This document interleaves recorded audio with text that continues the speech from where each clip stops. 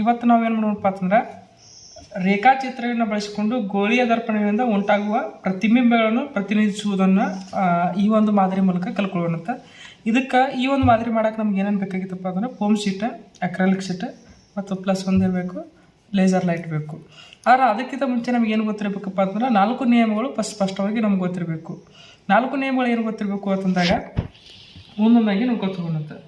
ಪ್ರಧಾನ ಅಕ್ಷಕ್ಕೆ ಅಂದ್ರೆ ಇದು ಪ್ರಧಾನ ಅಕ್ಷ ಅಂತ ಹೇಳ್ತೀವಿ ನಾವು. ಇದಕ್ಕೆ ಈ ಮಧ್ಯದಲ್ಲಿರುವಂಥ ರೇಖೆಯನ್ನು ಪ್ರಧಾನ ಅಕ್ಷ ಅಂತ ಹೇಳ್ತೀವಿ. ಇನ್ನು ಆ ಪ್ರಧಾನ ಅಕ್ಷಕ್ಕೆ ಸಮಾಂತರವಾಗಿ ಹೊರಟಂಥ ಪತನ ಕಿರಣ, ಇದು ಪತನ ಕಿರಣ ಅಂದ್ರೆ ಪ್ರಧಾನ ಅಕ್ಷಕ್ಕೆ ಏನಾಗಿರ್ಬೇಕು, ಸಮಾಂತರವಾಗಿರ್ಬೇಕು. ಇನ್ನು ಸಮಾಂತರವಾಗಿ ಏನು ಮಾಡ್ತೀರಪ್ಪ ಅಂತಂದ್ರೆ ಒಂದು ರೇಖೆನ ಬಿಡ್ತೀವಿ. ನೀವು ನೋಡ್ಬೋದು,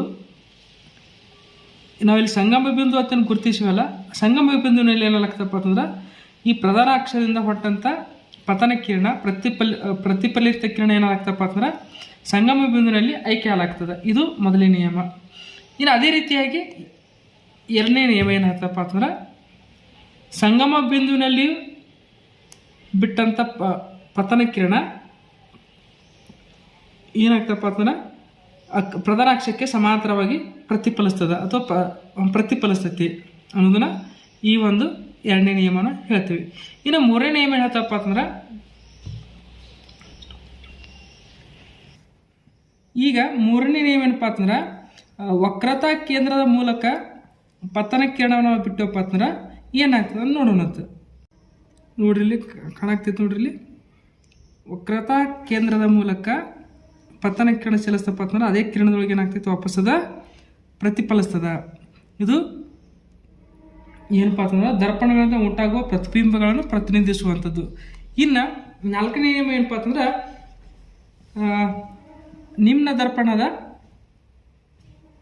ಧ್ರುವದಿಂದ ಅಂದ್ರೆ ಪಿ ಅಂತ ಏನು ಹೇಳ್ತೀವಲ್ಲ, ಫೋಲ್ ಅಂತ ಹೇಳ್ತೀವಲ್ಲ, ಫೋಲ್ ಮುಖಾಂತರ ಬಿಟ್ಟಂದ್ರೆ ಏನಾಗ್ತದೆ, ಫೋಲ್ ಮುಖಾಂತರ ಬಿಟ್ಟರೆ ಏನಾಗ್ತದೆ ನೋಡ್ರಿ,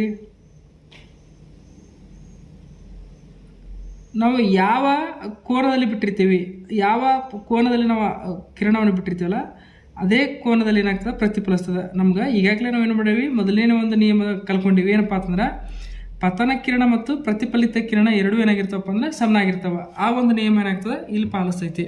ಅಂದರೆ ಎಲ್ಲವೂ ಕೂಡ ಪ್ರತಿಫಲನ ನಿಯಮಗಳನ್ನ ಪಾಲಿಸ್ತಾವ. ಇದು ನಮಗೆ ಸ್ವಲ್ಪ ಸ್ಪಷ್ಟವಾಗಿ ಇದಾಗ್ತದೆ, ಗಮನಿಸಬಹುದು. Thank you.